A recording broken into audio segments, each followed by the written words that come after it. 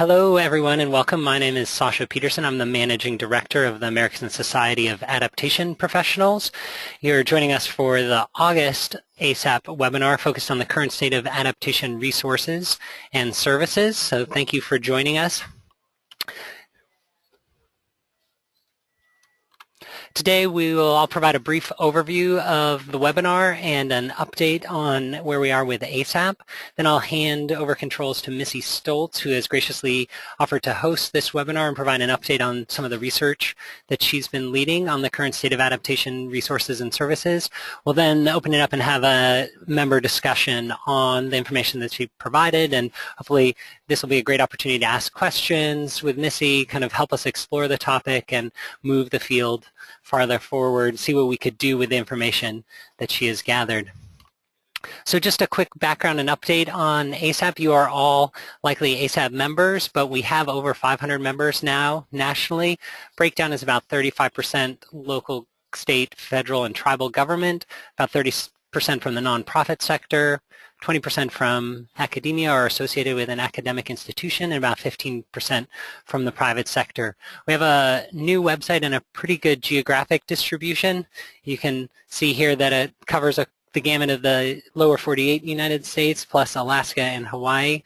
We have people in those states, so you can see that big green Join Us button. If you haven't joined, please just click on that Join Us button. Take 2 minutes to register and then 4 or 5 extra minutes to set up your profile so you can make sure you don't miss an alert about upcoming webinars or events or affinity group discussions.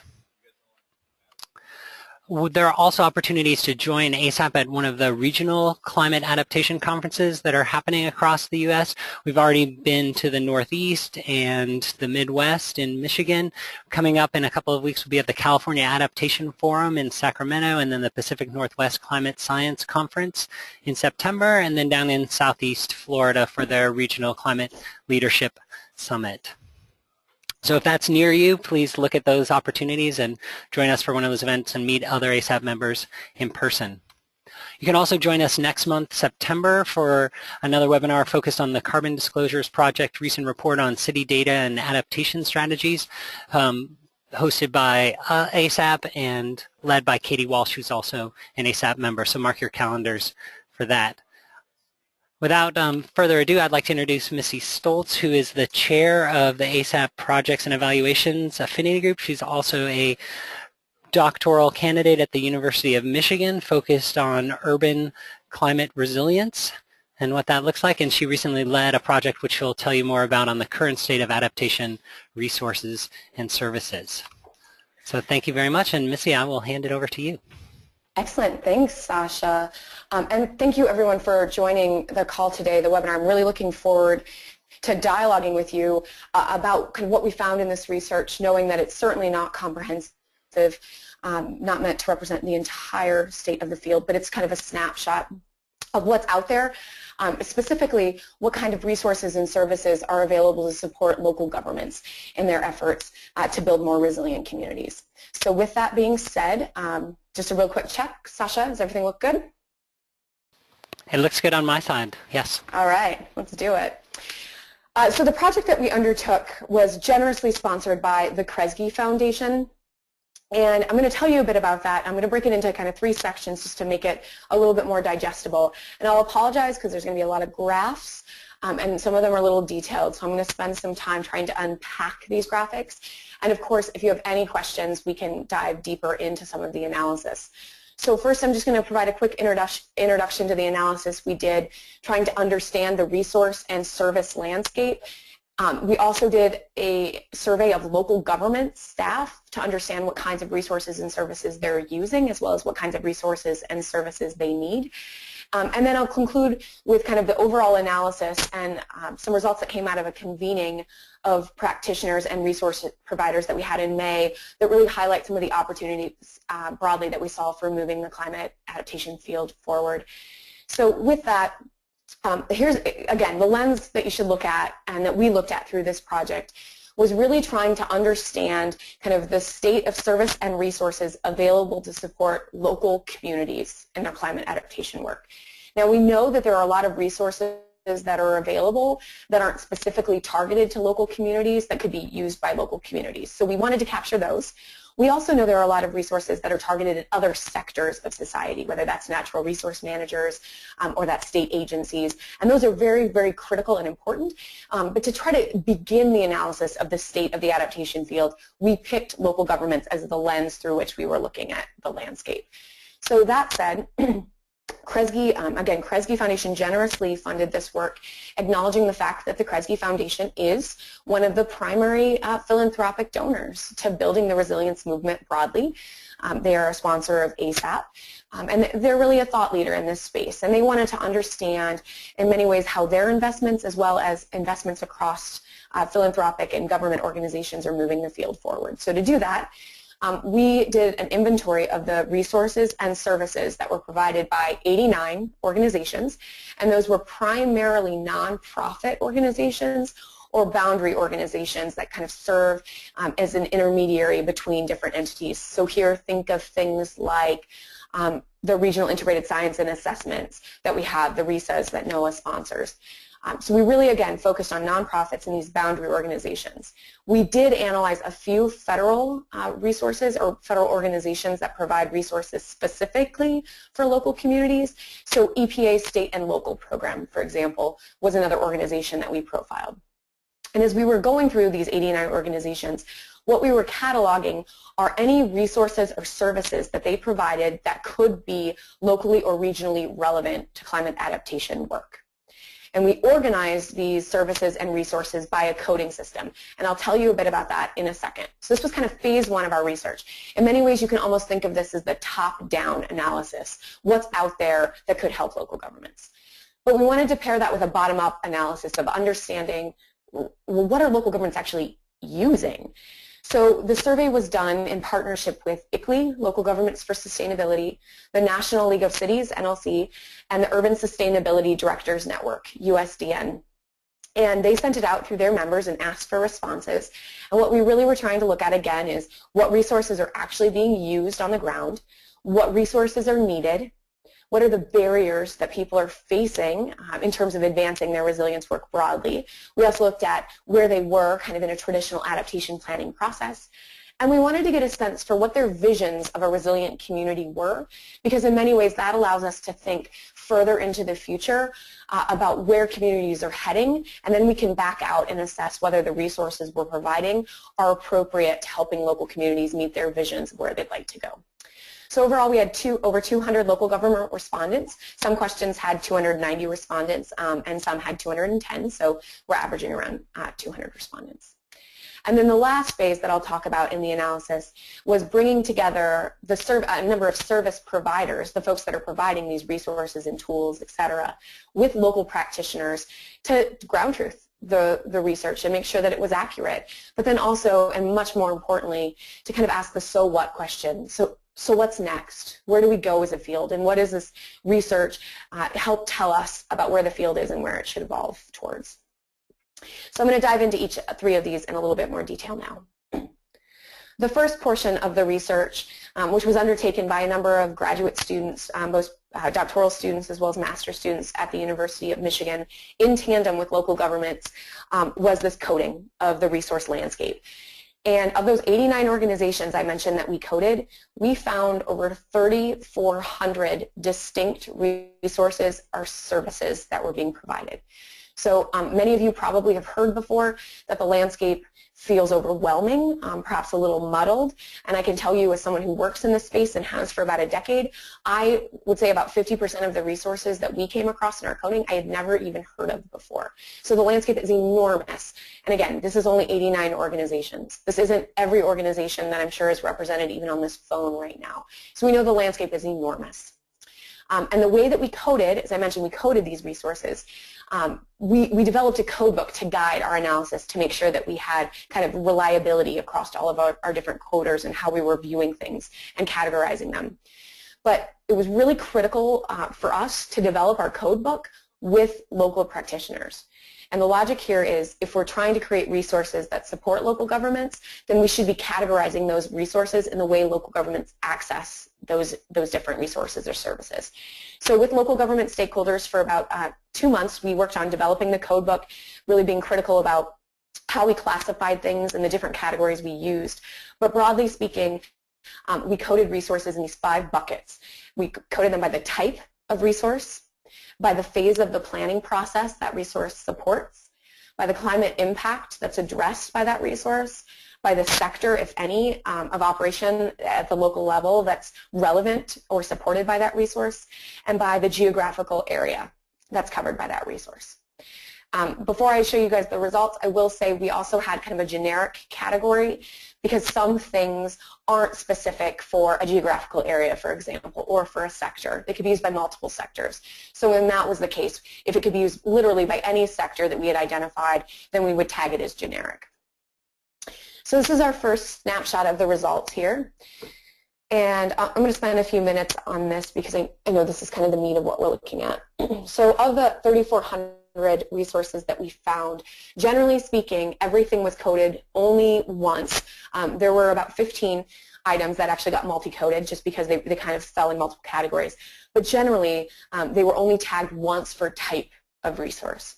So the green arrows demonstrate the most abundant types of resources that we found in our coding, and those include fact sheets, best practices and case studies, and then scientific reports and data sources. And just to clarify, scientific reports and data sources are not things that are just found in the peer-reviewed literature. They have to be things that are widely accessible to local communities without having to pay $30, $60 to get an article. So that's the lens that we looked at scientific reports. So those are the most abundant types of resources that we found by coding those 89 organizations. The least common types of resources are now highlighted here in red. And if you look at these, all of the ones highlighted are under 1% of that 3,400 resource landscape that we coded. And some of them aren't going to be surprising, like a clearinghouse. Only 0.22% of resources were clearinghouses. We coded 8 of them. That's not necessarily a bad thing at all. If you think about the field, it's probably a good idea to have less clearinghouses than more. But what some of the more interesting things are, if you look at grants, for example, less than half a percentage point of resources that we found were tied in some way to accessing funding, to grants or loan programs, et cetera, that were available to support adaptation at the local level. And also really interesting, 0.16% of the resources, or 6 of the resources we found, were specifically focused on monitoring and evaluation as the type of resource that was available. So I'm going to jump into another category then. As I mentioned, we also coded based on the phase of the planning process, and this is a pretty traditional set. Again, the buckets that you see in terms of on the far left of this graphic are things that we developed with local practitioners, so it's how they're thinking about the planning process. It's also not going to be surprising, it's kind of how literature broadly thinks about the planning process with just a few nuances here. So just to demonstrate where we found the most resources, and I apologize for the way this is laid out, it's actually in reverse alphabetical order for some silly reason. But here what you find, the most resources that we coded, over 1,000 were focused on conducting a vulnerability assessment. And then just under 1,000 were focused on adaptation planning, whether that's creating a standalone adaptation plan, integrating adaptation into existing planning processes. Regardless, those were the 2 most common types or phases of the planning process supported by the resources that we coded. But if you look at the least common or the fewest resources, they fall in the categories of monitoring and evaluation, policy changes or legal changes, implementation, and of course financing. And what you see when you look across these more holistically is that really the resources that are available right now are skewed to earlier phases of the planning process. They're skewed towards getting started, building public support, conducting that vulnerability assessment, integrating adaptation to existing plans, or creating new adaptation plans. Where there are fewer resources is when you get to implementation and later phases of the process. In particular, financing strategies, and then of course monitoring and evaluating those strategies to determine if they're effective at actually reducing vulnerability or perhaps moving you towards your vision of resilience. So this is kind of a snapshot of the phase of the planning process for what we coded. If we look at by sector, again, these are sectors that we developed with local governments, also in reverse alphabetical order here. Water is the most common sector, other than, you'll see here, the generic sector.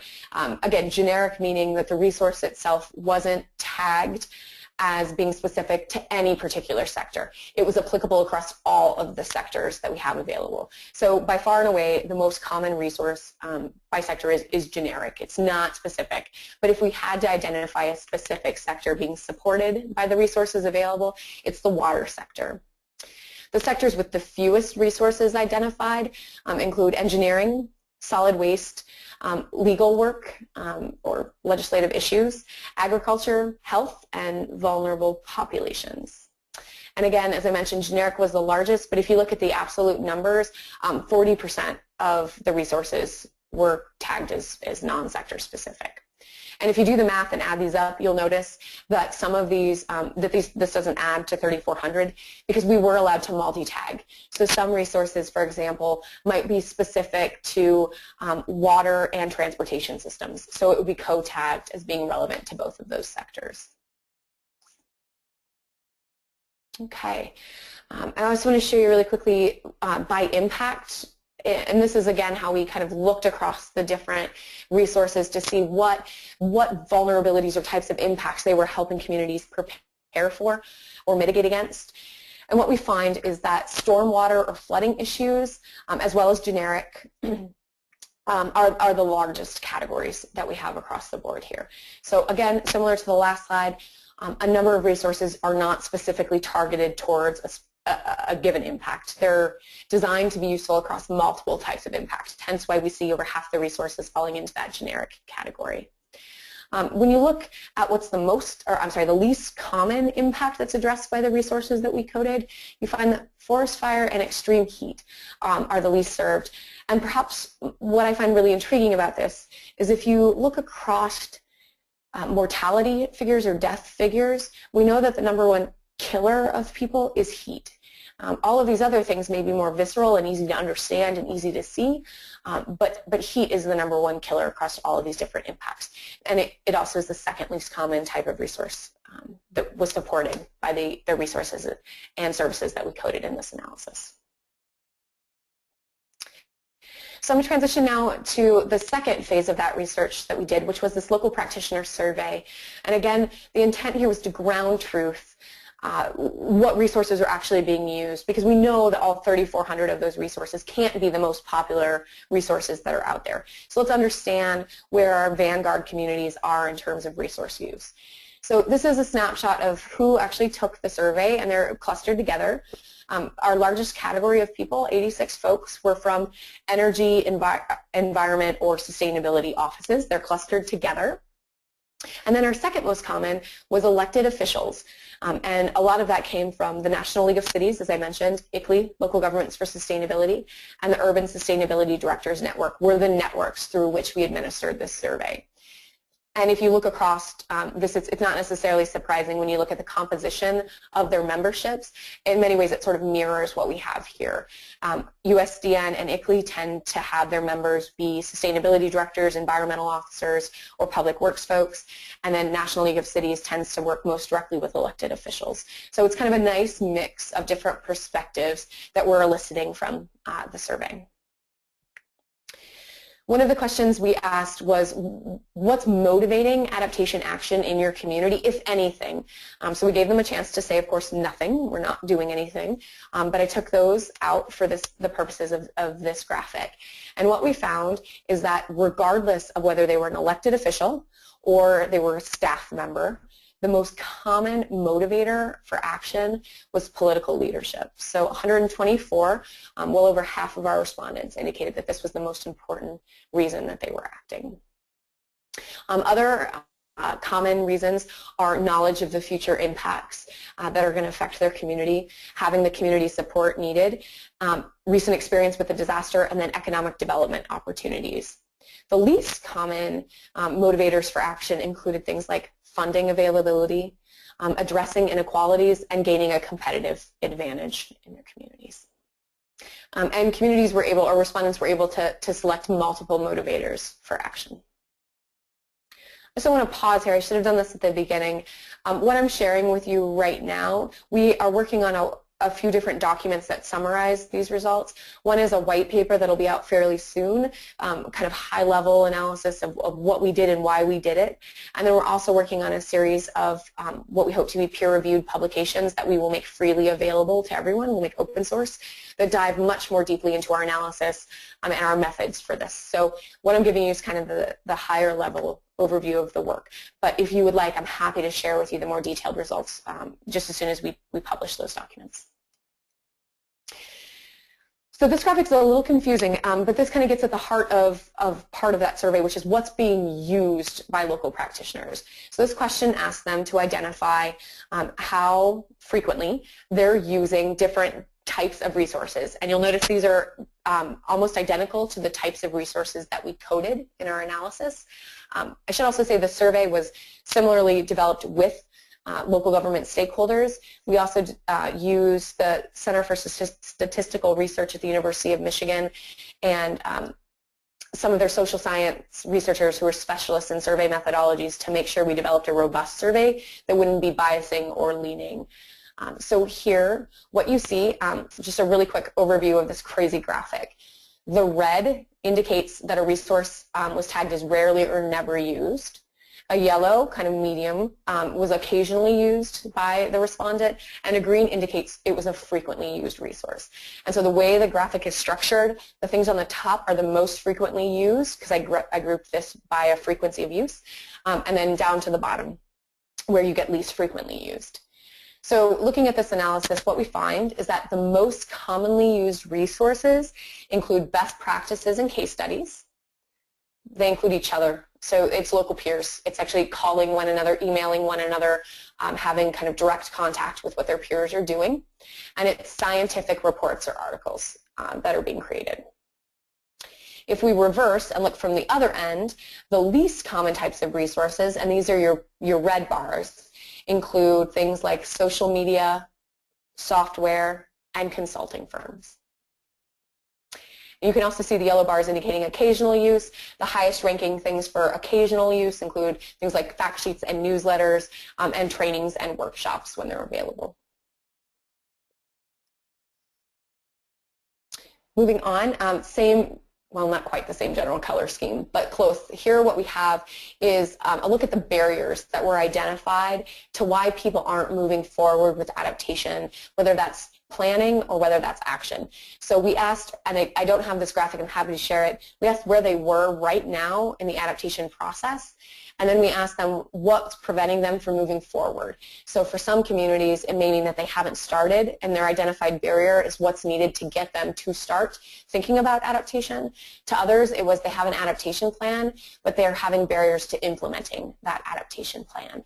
And so part of our analysis right now is breaking down those barriers at different phases of the process to see if there's similarity across communities, depending on where they are in the adaptation process broadly. So here, the way this is grouped, green indicates things that were identified as major challenges. Red equals a minor to a moderate challenge, and a blue indicates no challenge whatsoever.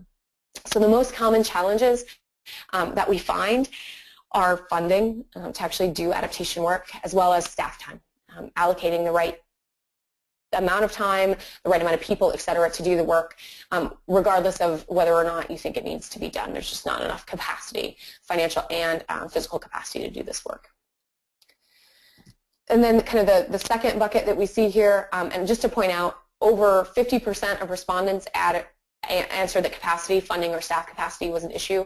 Here, the next bucket is basically everyone over 25% of respondents answered that these were issues. And these range from implementing action, generating business support, engaging the public, how do you mainstream adaptation into existing policies and practices, getting residents to actually care and support your work, getting political leaders to support your work, and building regional support to do adaptation work. And this one, the regional support, really focused on acknowledging that many of the impacts cross political boundaries, and that in order to prepare, you've got to work with regional counterparts. So that was one of the kind of nuggets that was elicited through this particular question. Other things to point out on this graphic, you can get trapped in the red because the red is all over this, indicating that almost every single item we identified was a minor to a moderate challenge. So effectively, when you look across this graphic, there aren't many things that are identified as not being a challenge. And even those things that are identified as not being a challenge, if you look towards the far right of the graphic here, things like learning from others or obtaining reports and data, we only had 60 respondents roughly indicate that those were not challenges. So that left 140 respondents still indicating that they were some type of a challenge to their adaptation progress. All right, moving on. We also asked them about their needs, what they needed in terms of moving forward with adaptation work broadly. This is a similar graphic in terms of a lot of things were identified. So the way that we're going to demonstrate this is by showing you what 80% of all respondents indicated and what 70% indicated to try to do some differentiating of the results. I should also mention we're doing a lot of statistical analyses to see if the difference between these is actually statistically significant for anyone that cares about sort of that type of analysis. So what we find in terms of the 80% of respondents bucket of what they've identified as clear needs, the most common is identifying financial support and resources to do adaptation work. Second is having adaptation policies, ordinances, or codes, sort of model examples of these that they can use and tailor to the local context. And then the third is information on potential adaptation strategies that make sense for their particular community. The 70% bucket takes us a good way down the rest of this graphic, and these really focus on implementation. How do you actually implement strategies? How do you communicate those strategies with the public? How do you monitor and evaluate those strategies to know that they're actually effective? How do you address legal issues? How do you focus on sector-specific impacts, et cetera? So this is kind of the breakdown. Another big takeaway is that the vast majority of the items that we identified with local governments when we created this survey are being identified as needs. So our respondents are clearly indicating that there are needs across the board. And what we're trying to figure out now is, do these needs generally coalesce around a certain phase of the process? So is there more need for financial support when you get to implementation, or is it the entire way through the process? So those are the kinds of things we're trying to differentiate in this particular graphic. Another thing to note is that the only possible need that had less than 50% of respondents select it was a list of private consulting firms that could support adaptation work, and that's on the far right. Because you're doing great, we're almost done. Just to kind of drive home the differences here, I showed you a lot of graphics, but I want to pull these two phases together. So on the left is the one I just showed you, the graphic that demonstrates the resources that local governments noted as being of significant to moderate need. They really want these resources. And then on the right, figure 1 demonstrates the resources that we coded when we looked across the landscape of what's actually available today. And so what you find, the most desired resource, again, is financial support. And when you look to the right, financing was one of the weakest categories of type of resource that we found, or phase of the process supported by the resources available. So there's a clear correlation. Well, I shouldn't say correlation. There's some interesting things to be deduced from this. If we look at the next, model codes, policies, ordinances, it's also fairly uncommon, and what we coded was having law, policy changes, or sample codes and ordinances. So only 247 of those 3,400 resources that we coded fell in that category. Similarly, moving down just a little bit further, here we've got resources that were noted as being really important, such as identifying potential adaptation strategies that make sense, and identifying how other communities are implementing their adaptation strategies so that you can learn from them, effectively learning from best practices. Again, we identified 426 of our 3,400 resources that are specifically focused on implementation, which at its core is what these particular needs are focused on. And then the last one I'll highlight is guidance on monitoring and evaluating adaptation. And this was the third lowest resource category with 186, only one below financing, that we categorized. So we know there actually are not a lot of resources out there to support monitoring and evaluation of adaptation action. At least we know from the resources that we coded. So the last slide I think I want to show for the second phase of the resource, or the research that we did, not only did we want to understand what their needs were in terms of resources, but we also wanted to try to elicit what type of format do they want those resources in.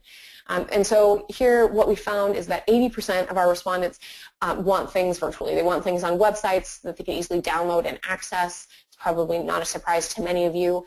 They also really want detailed case studies or fact sheets that tell them what other people are doing, and they want face-to-face contact. They want to get together at regional or annual conferences. They want to hear from their peers. They want to have networking opportunities with their colleagues.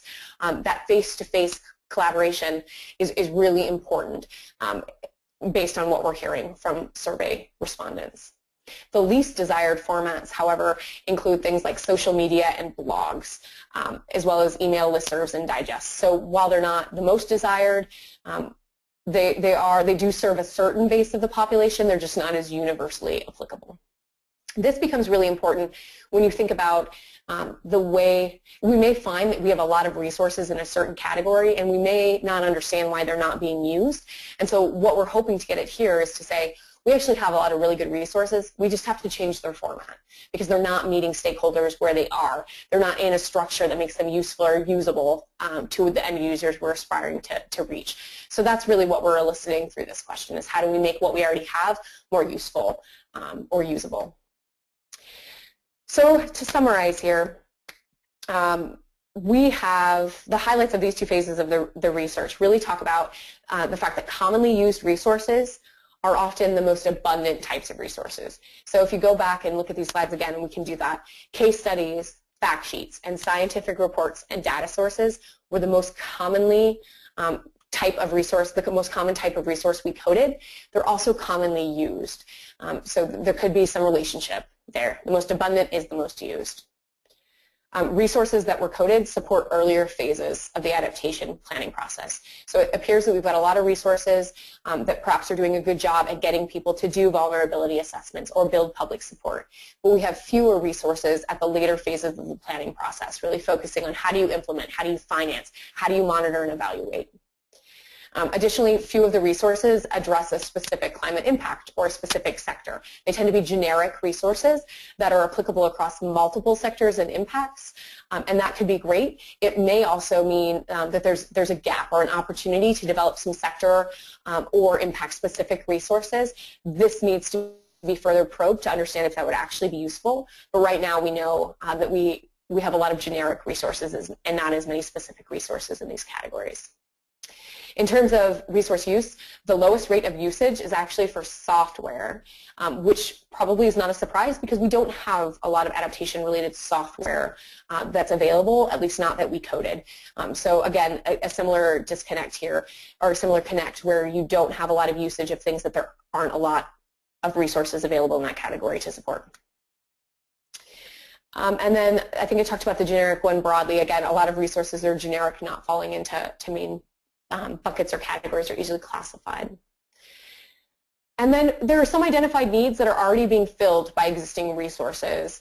And just to kind of elicit this, here's an example. 77% of respondents indicated wanting information on how other communities are implementing adaptation actions. The second most frequent coded resource that we found was case studies or best practices. And inherently, case studies or best practices are trying to tell that story of how a community has done something related to adaptation.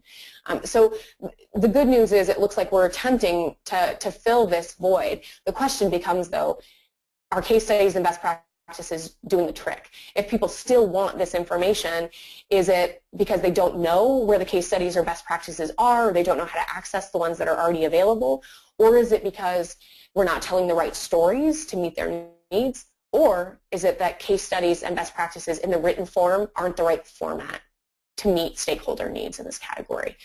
So again, this kind of necessitates a little bit of further elicitation, but it does indicate that the field itself is kind of moving in a great direction, and there's opportunity to be a little bit more strategic going forward. And then support for the early phases of adaptation action, as we know, is strong in terms of the types of resources, and it's also not a significant barrier. When we looked at the barriers and we asked the local governments to respond to what was a barrier, they did not identify things like finding climate data as being a significant barrier to taking action. So that indicates to some extent that at least our communities that we asked know where to go to get the information that they need, or it's just not, it's not a concern. They know they can figure it out in due time. So the good news is the early phases of our planning process seem to be well supported. So I want to close by talking about the last phase of this process, which is where we pulled together about 55 stakeholders, again, from these organizations that are providing resources to local governments, as well as local government staff that are using these resources. And here, we, again, wanted to ground truth this research, so they saw these results in a less structured, structured format. And then we asked them to talk about it and figure out, well, what do we do with this research? Where do we go kind of as a collective field? And they identified 6 big bucket themes that they think are critically needed based on their experience, whether, again, that's a service provider experience or a practitioner experience, as well as kind of what we learned from the research. And what they identified as 6 priorities for the field broadly include building peer-to-peer networking, and not just traditional peer-to-peer networking. It's also bringing in people that aren't part of the climate conversation. So how do you get civil engineers to think about adaptation in their curriculum when they're going to their certification programs, when they're going to their annual conferences? How do you build more peer-to-peer networking in non-traditional communities, at least communities we haven't traditionally engaged with? There was a group that focused on communicating, collaborating, and community building broadly. So these are continual challenges that communities experience at all phases of the adaptation planning process, and we know that much more work is also needed in these different areas to help communities become, or at least make progress towards their vision of resilience broadly. There was a discussion on adaptation infrastructure, and so here that includes both hard infrastructure and soft infrastructure that can be used to build more resilient places. We also spent quite a bit of time on economic analyses and financing. The difference here, economic analyses were pretty heavily skewed towards cost-benefit analysis and understanding the cost of inaction. And the discussion centered significantly around this idea that if you have to know what it costs to do something, but you don't have the counterfactual. You don't know what the cost is if you don't act. And you need that cost to be able to justify the cost of implementation. And so a number of organizations were thinking about and trying to figure out how you do better cost-benefit analyses or cost of inaction studies to help make the financial case for why this work is critically needed and imperative. And then financing itself focused on how do you actually get the capital needed to do this work. Really thinking creatively. We've got dilapidated infrastructure around the country. We've got to finance retrofits. How do we do that? How do we do that when the federal government probably can't finance all of that work? So thinking about private dollars and creative financing mechanisms was another big area of focus. And the last one was this idea of centralized tools and mechanisms, kind of acknowledging the fact that the field is so big and is growing rapidly. So how do we get our hands on the field, not to stifle innovation, but to make sure that it's manageable and navigable? And what we really talked about is as an adaptation field, we're kind of a sea of ships that are all sailing towards this kind of idyllic vision of resilience. And it's okay that we're different ships of different sizes, perhaps moving in slightly different ways. But what's really important is that we're moving in the same kind of direction and that we're all in the same general navigation route. And so there's this discussion about how do you create some sort of centralized mechanism-ish thing to keep a handle on the field broadly. Because if we don't do that, we'll continue to have stakeholders, whether they're local stakeholders, they're state stakeholders, they're natural resource managers, et cetera, that feel like the field is overwhelming because it is overwhelming at this point. So how do we get a handle on the field broadly? So those were 6 ideas that came out, and I'm going to throw it back to ASAP and say one of the things that we thought made a lot of sense was to use you all and the community that we have at ASAP to figure out, well, how do we move these 6 areas forward? Recognizing that you are thought leaders, you are practitioners, you are doers in this space. So kind of using the community of practice to move those concepts forward broadly. So we're still exploring that in many ways to figure out how to do this. We would welcome feedback. We would welcome your engagement if you're interested in any of those topics broadly. And with that, I'm going to close out and turn it over to questions. So thank you very much. Excellent. Thank you, Missy. That was a lot of information and really valuable. I've had a couple of comments that, this is a great information and will it be available? So yes, this presentation will be available so that you can go in and look through those slides. What I'd like to do, just because we have 35 people on the call, is open up the conversation, but if you can just click on raise your hand, then I can unmute you individually and call on you, and then you can ask Missy your question and we can have a discussion around these topics. If your mic isn't working or you can't get access, please type your question in, and then I can ask Missy. Just to kick us off, Missy, I did have a question, kind of a chicken and the egg sort of question. Which came first? You talked about how one of the things that practitioners say that they need is case studies, and lo and behold, we have a lot of case studies out there, but they may or may not be filling that need because the practitioners are still saying that that's what they need. So have you thought, or have the other questions kind of tied in to look at that? Like, could you break that down at all and say whether they think they need case studies because that's what they find when they go out and look for information, or do you think that's what they need separate from that, and we should be able to fill that need if we just translate those case studies effectively? Yeah, Sasha, that's an outstanding question. So two ways that I would answer that. One of the questions that we asked that I didn't share with you was an open response question, and it asked them to identify the 3 most useful resources specifically that they use, and many of them identified specific case studies. So we're trying to code all of that to understand kind of how does that fit into the broad landscape, and which stories are the ones that are most frequently being used. So I'll have more on that soon, but that's kind of one way we're trying to get at that piece. The other piece that I'd add is, I mean, if you start grouping some of the responses together, the fact that peers, was one of the most useful things that they found, I think that also gets to this point of case studies, because it's further example of what their peers are doing.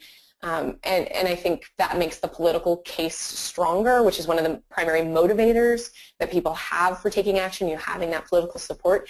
So in many cases, when a politician or staff or others know that people are taking action, that they're not alone in the wilderness, I think in many ways that helps make the case. So it's a multi-tiered answer. It's really complicated. Trying to explore it. I don't know how much these results will dive into answering your specific question, but I think it'll elicit some things that require further exploration. Great, thanks. All right, Tony has a question. Tony, I'm going to unmute your line. Are you there? Yeah, great. Yeah, thanks, you guys, for this great presentation. I'm the program manager here for Northeast Climate Science Summit, and we think about this stuff a lot. I just wanted to follow up with the question we were just discussing, which is that basically I was thinking that between certain some of the questions. Tony, I'm sorry, I'm losing you a little bit.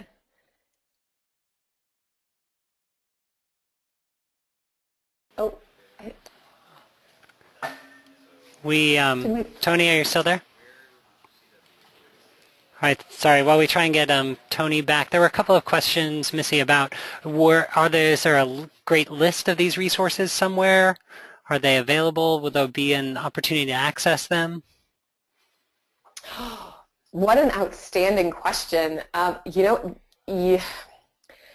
trying to everything is open that we did. So I can certainly send you a matrix of 3,400 resources. I can guarantee it won't be particularly useful for you in its format.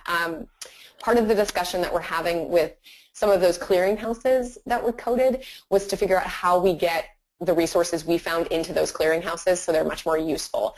And Sasha, I don't know if you want to pick up on that since you've been part of that discussion. In which aspect, sorry? How we get these resources that we found kind of in people's hands in a more useful way. Yeah, no, that's a really great question, and I think ASAP can be part of that conversation. One of the things that we're doing is matching people's interests to resources that are available. So if a clearinghouse were to host it, then we could potentially distribute it to members based on their interest. But I think this group is maybe more interested in being able to look at that whole suite of resources and get a sense like you did that, oh my gosh, there's 50% of these that I've never heard of. Where did they come from? And things like that. So there are a couple questions along those lines. Yeah. So if anyone would like access, I would be more than happy to send it to you directly, and then I think it'll take a little while, but one of the things I'd certainly be happy to commit to is cleaning it up so it's more accessible to folk, and then possibly posting it, posting it with the webinar so people can take a look at what we coded. Great, what a wealth of information. We're going to try to go back to Tony. Tony, are you there again? Can you? Hello, Tony?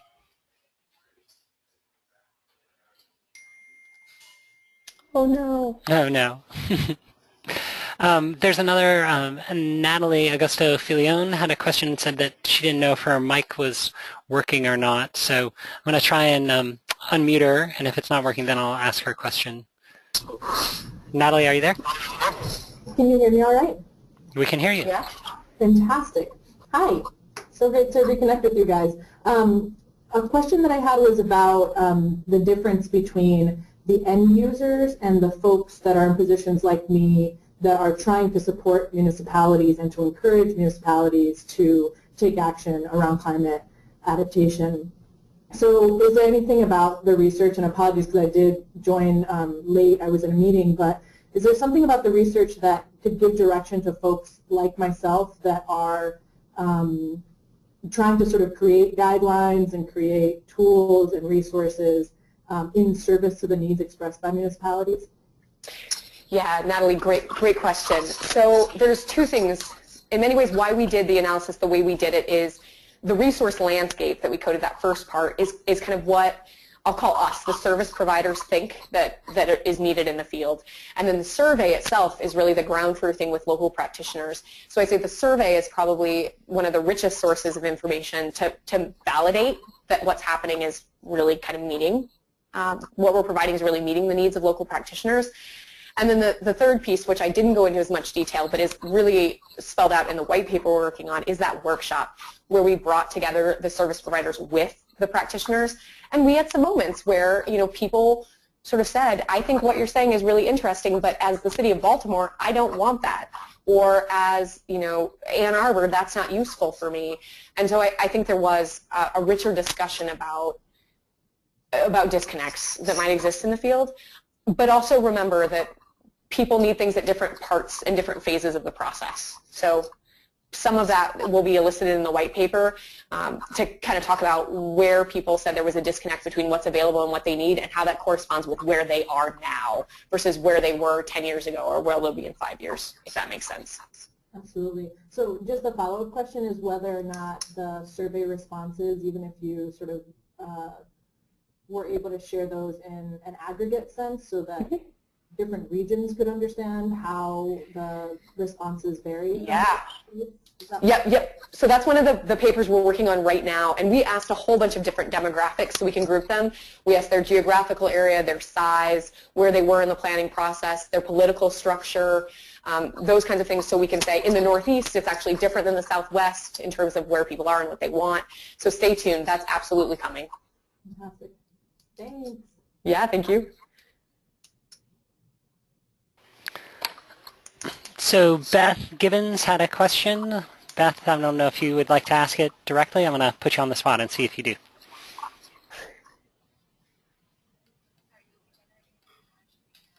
She asked, what about the tension between drafts and models and the need for locally specific resources? So when you were talking about the need for examples of draft ordinances and policies, how do we balance that with this more regional need in order to,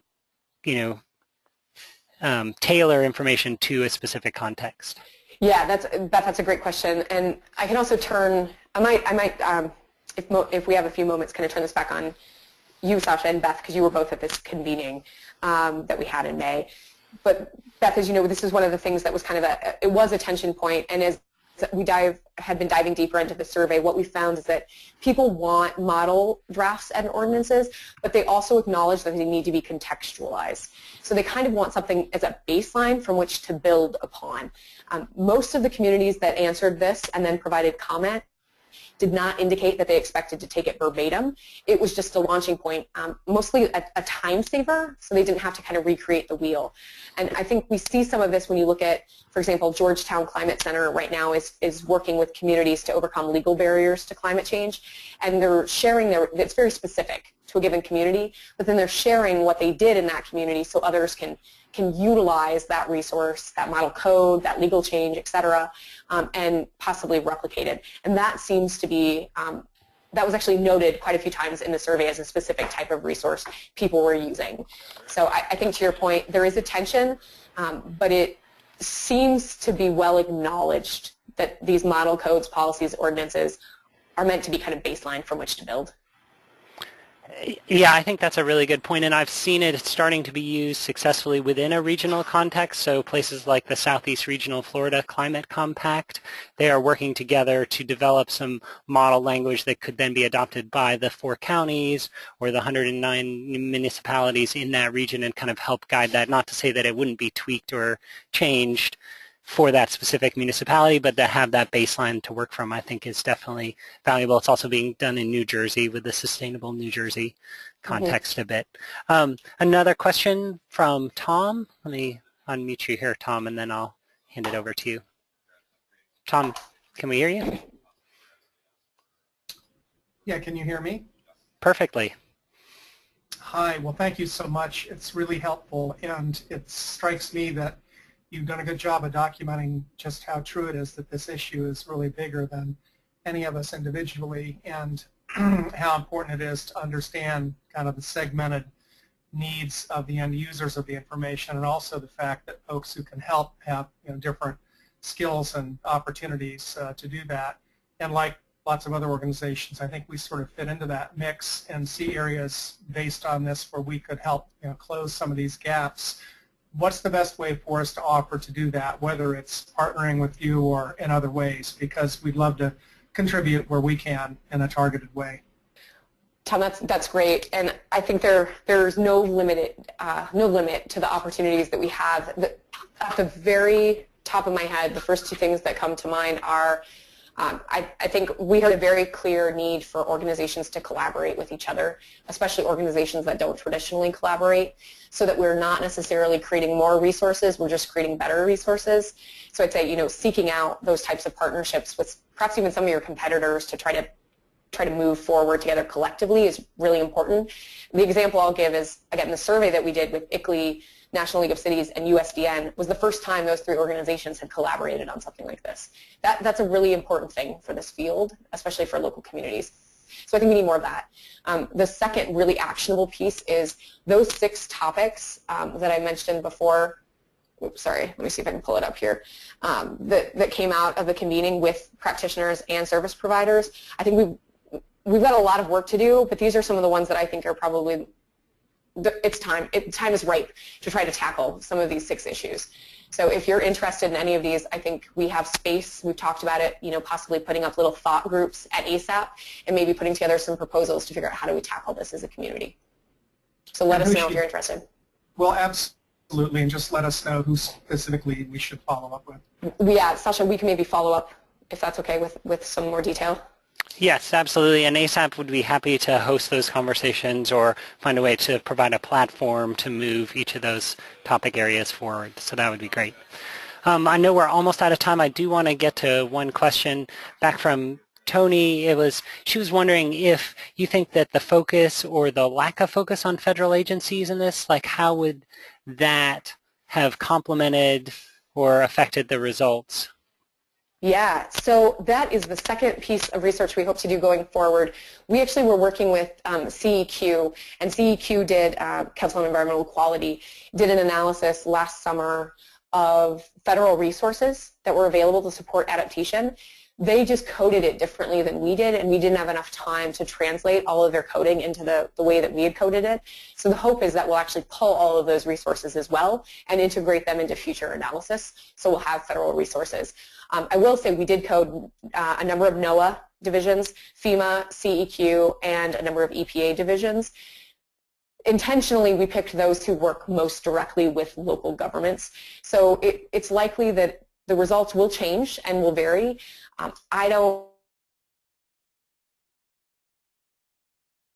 know that we already have.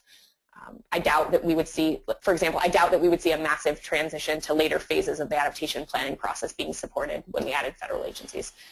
Yeah. Right, so it would potentially complement but not totally shift the results that you found. Thank you, Sasha, for making that much more eloquent. Yeah. Well, very good. Well, I wanted to just take a moment and say thank you all for participating.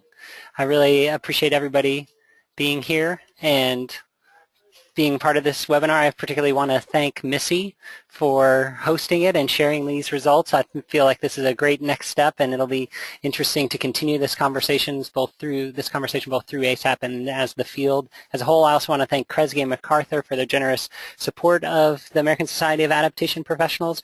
And just to close, I really want to circle back to the quote that you said, Missy, that, you know, the field of adaptation, we're all like ships sailing towards resilience, and we just need to make sure that we're going in the same direction and have the same or similar goals in order that we move together as a flotilla and don't get in each other's way. All right. Thank you very much, Sasha. Absolutely.